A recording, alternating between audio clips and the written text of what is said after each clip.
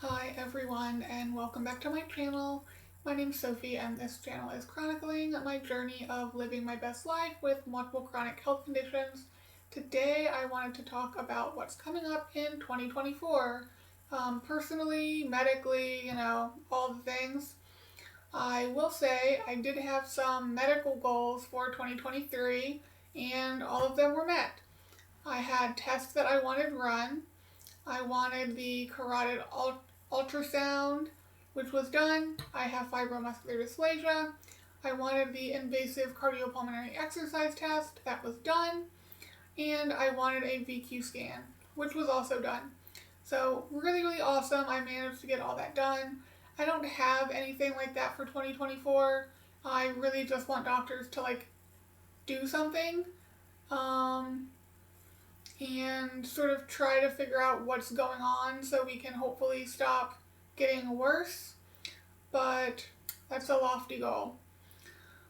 Anyway, since we're talking medically in 2024, I have some appointments set up.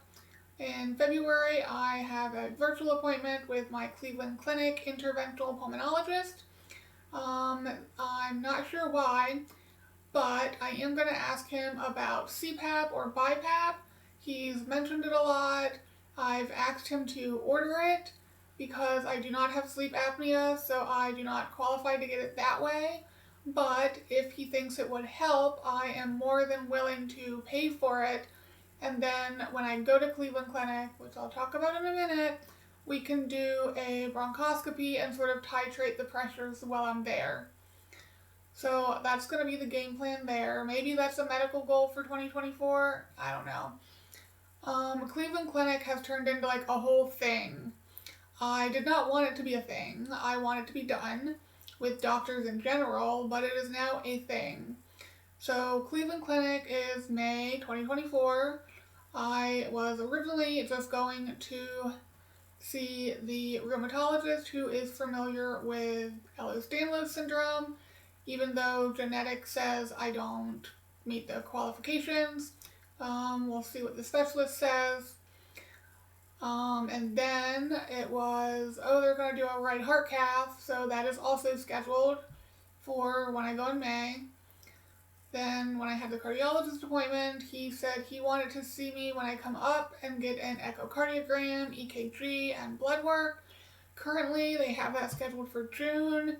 I'm not going to be there in June, so I will call them and get that rescheduled for when I go up in May.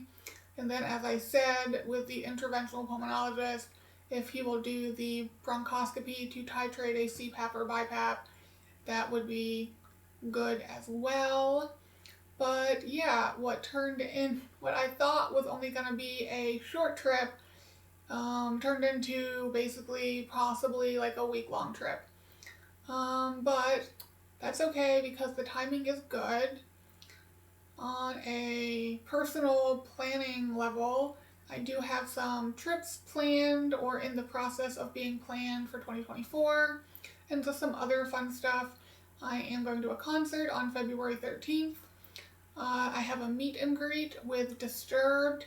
I was supposed to do this back in 2020 and we all know how that turned out.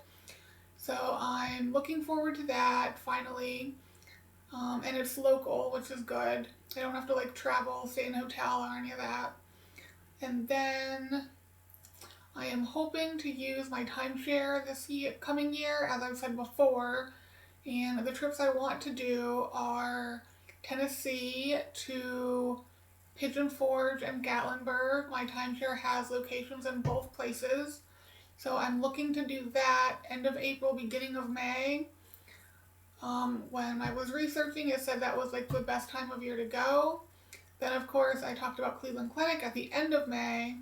That also ties in with my 15-year college reunion, which is in Ohio. So I would go from Cleveland to my college reunion and then come home.